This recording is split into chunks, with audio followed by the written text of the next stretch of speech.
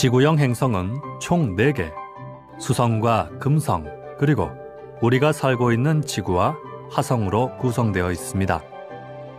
지구형 행성이 된 행성들은 지구와 어떤 점이 닮았는지, 그리고 각각의 행성들은 어떤 특징을 갖고 있는지 살펴볼까요? 우리는 수성을 먹줄이라고 부르기도 하는데요. 그리스 로마 신화에 나오는 전령의 신 헤르메스의 로마식 이름 메르크리우스의 이름을 따서 지어졌다고 합니다. 지구형 행성의 첫 번째는 먼저 발빠른 행성이라는 애칭을 갖고 있는 수성입니다. 태양과 가까이 있어 태양 주위를 공전하는 속도가 가장 빠르기 때문이라고 하네요. 공전 속도 때문에 발빠른 행성이라 불리기도 하지만 태양과 가까이 있어 태양과 거의 같이 뜨고 같이 지기 때문에 실제로 수성을 지구에서 관측할 수 있는 시간은 다른 행성에 비해 짧습니다. 수성은 지구 질량의 0.055배 정도밖에 되지 않습니다. 수성이 18개가 있어야 지구와 질량이 같아집니다. 실제로 수성은 태양계 8개 행성 중 가장 질량이 작은 행성인데요. 그러나 수성의 밀도는 지구와 비슷합니다. 그렇다면 수성은 어떤 물질로 구성되어 있기에 지구보다 질량이 훨씬 작은 행성이 지구와 비슷한 밀도를 가지는 것일까요? 수성은 암석질의 멘틀과 수성 전체 반지름의 75% 정도를 차지하고 있는 금속 핵으로 이루어져 있습니다. 그렇기 때문에 수성의 밀도는 높습니다. 그렇다면 수성 내부의 대부분이 금속 핵을 가지게 된 이유는 무엇일까요? 아마도 수성 역사 초기에 다른 천체와 커다란 충돌로 인해 암석 멘틀이 제거되고 금속 성분의 핵만 남게 되었기 때문이 아닐까 생각됩니다. 수성은 59일의 자전주기와 88일의 공전주기를 가지고 있습니다. 따라서 실제 수성에서 느끼는 하루는 176일이 되고 그동안 수성은 3번 자전을 하고 2번 공전을 하고 난 뒤죠. 그로 인해 한쪽 면이 태양빛을 계속적으로 오래 받게 됩니다. 태양빛을 오랫동안 받은 쪽은 온도가 계속해서 높아지고 반대로 오랫동안 햇빛을 보지 못한 쪽은 온도가 계속해서 떨어지게 됩니다. 하지만 뜨거운 쪽의 높은 온도를 차가운 쪽으로 전달해줄 대기가 없기 때문에 수성 표면의 온도가 높은 쪽은 400도씨, 낮은 쪽은 마이너스 170도씨로 온도 차이가 심하게 납니다. 수성에 운석 구덩이가 보이나요? 크기가 작고 중력이 약한 수성은 달과 서로 유사한 점이 많은데요. 그중 대표적인 것이 바로 운석 구덩이로 덮여있는 표면입니다. 대기를 끌어당길 충분한 중력이 없어 대기를 가지고 있지 않은 수성. 그래서 표면의 운석 구덩이들이 그 모습을 그대로 보존할 수 있었습니다.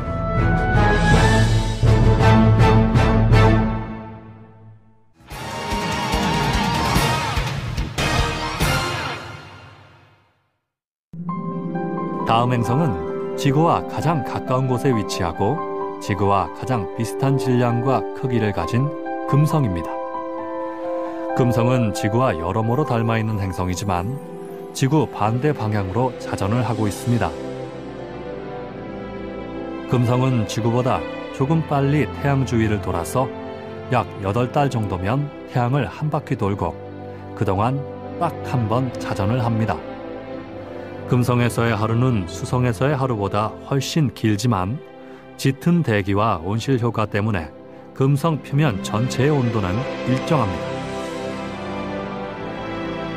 금성의 대기는 대부분 이산화탄소로 구성되어 있지만 약간의 이산화황이 존재합니다. 그래서 금성에서는 황산비가 내리기도 하죠. 금성은 지구 표면보다 90배 높은 대기 압력이 누르고 있어서 초기의 금성 탐사선들은 모두 고장나버렸어요. 만약 캔콜라를 금성에 가지고 간다면 모두 터져버릴 거예요. 이산화탄소로 이루어져 있는 금성의 대기층은 대기의 온도를 상승시켜 온실 효과를 일으키는데요. 이는 두껍게 쌓인 표면의 이산화탄소가 금성으로 들어온 열을 대기 밖으로 빠져나가지 못하게 하기 때문입니다. 그래서 금성은 표면 온도가 무려 400도씨. 아마도 지옥이 존재한다면 금성의 표면 온도와 같지 않을까라는 생각을 해봅니다. 이러한 두꺼운 대기층 때문에 금성은 태양빛을 많이 반사시킵니다. 또한 거리 또한 지구와 가까워 지구에서 밤하늘을 보았을 때 8개의 행성 중 금성이 가장 밝게 빛나는 것이죠. 이렇게 금성은 워낙 밝은 탓에 초저녁과 새벽녘에도 볼 수가 있습니다. 그래서 옛날 사람들은 새벽에 보이는 금성을 샛별, 초저녁에 보이는 금성을 개 밥바라기 별이라고 부르며 서로가 다른 별이라고 생각했다고 합니다. 이렇게 표면 온도가 뜨겁고 두꺼운 대기층을 가진 금성. 그렇다면 금성의 표면은 어떻게 관측해야 할까요?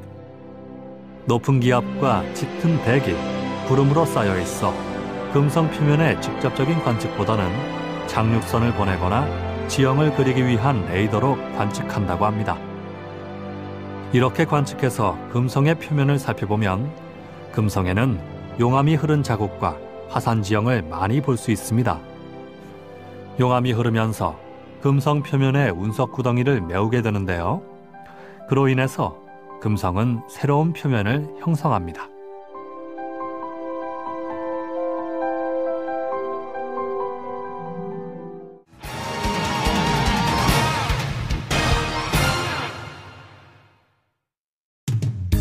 자, 다음은 태양으로부터 세 번째 위치하고 있는 푸른 별, 우리 지구에 대해 알아볼 차례입니다. 지구에 사람이 살 수 있었던 이유, 바로 태양과의 적당한 거리 때문인데요. 태양과 적당한 위치에 있어 적당한 에너지를 받을 수 있었고, 그로 인해 생명체가 살 수 있는 온도를 유지할 수 있었던 것이죠. 살짝 기운 지구가 보이나요? 지구는 약 23.5도 기울어져 있는데요. 지구에서 일어나는 계절 변화는 바로 이 기울어진 자전축 때문이라고 합니다. 기울어진 자전축으로 인해서 지역마다 태양빛이 들어오는 각도가 달라지면서 받는 태양 에너지의 양도 달라지게 됩니다. 그러면서 계절 변화가 생기게 되는데요. 많은 사람들이 태양과 거리 때문에 계절이 변한다고 많이 생각을 하지만 실제로 여름철이 태양과의 거리가 가장 멀 때입니다.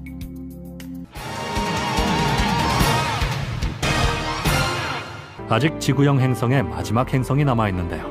바로 태양계 행성 중 가장 붉게 보이는 행성, 화성입니다. 눈에 띄는 붉은색 때문일까요? 그리스 로마 사람들은 화성을 로마 신화에 나오는 전쟁의 신 마르스라고 불렀습니다. 그래서 화성 주위에 있는 2개의 위성들도 전쟁의 신인 화성의 아들이라는 뜻으로 데이모스와 포부스로 지었답니다. 이 2개의 위성의 모양은 독특하게 생겼는데요. 아마도 지나가던 소행성이 화성에 붙들려서 생긴 위성일 수도 있다고 하네요. 화성이 붉은색을 띠는 이유는 화성 표면이 산화철이 주 성분인 붉은색의 자갈과 모래로 구성되어 있기 때문입니다. 붉은색을 띠는 화성에서는 오히려 검정색이나 흰색 같은 무채색이 눈에 띄겠죠? 화성을 망원경으로 봤을 때 가장 돋보이는 곳은 화성 극쪽으로 보이는 바로 저 하얀 부분일 겁니다. 하얗게 보이는 곳은 얼어붙은 이산화탄소로 이루어져 있는 극관이라는 부분입니다. 화성의 남반구와 북반구에 있는 극관은 서로 조금씩 다릅니다. 남반구의 극관은 드라이 아이스와 약간의 물로 이루어져 계절별로 이산화탄소가 얼음으로 바뀌면서 그 크기 변화가 뚜렷하게 보입니다. 그러나 북반구의 극관은 그 크기가 거의 일정하게 유지가 되며 물, 얼음으로 구성되어 있습니다. 화성의 북반구 극관이 물, 얼음으로 구성되었다는 사실이 알려지면서 우리 인간들은 화성에 물이 존재하며 생명체가 살 수 있는 행성일 것이라는 생각을 하게 되었습니다. 그래서 현재까지도 꾸준한 탐사를 통해 생명체를 찾아내려는 노력을 하고 있는 것이죠. 이렇게 탐사한 결과 화성 표면에서 물이 최근에 흐른 자국을 발견했으며 실제로 극지방 아래에 물이 흘러나온 것을 관측했습니다. 화성이 생명체가 살 수 있을 거라고 추측하는 데는 지구와 여러모로 닮아있기 때문인데요.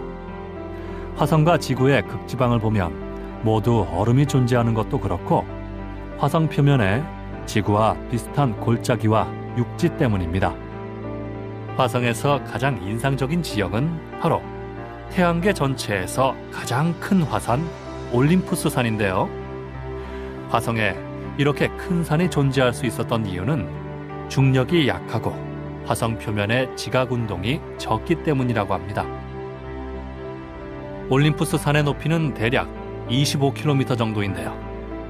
지구에서 가장 높은 에베레스트 산은 8.8km인데 이 둘을 비교해보면 올림푸스 산이 얼마나 높은지 알 수 있겠죠. 화성의 표면은 모래로 구성되어 있습니다. 지구의 모래 사막과 비슷한 느낌이라고 보면 되겠네요. 모래로 이루어진 표면은 모래바람으로 인해 하늘이 뿌옇게 보이기도 합니다. 마치 지구에서 봄철에 황사로 인해 하늘이 뿌옇게 변하는 것과 같은 맥락이라고 할 수 있겠죠.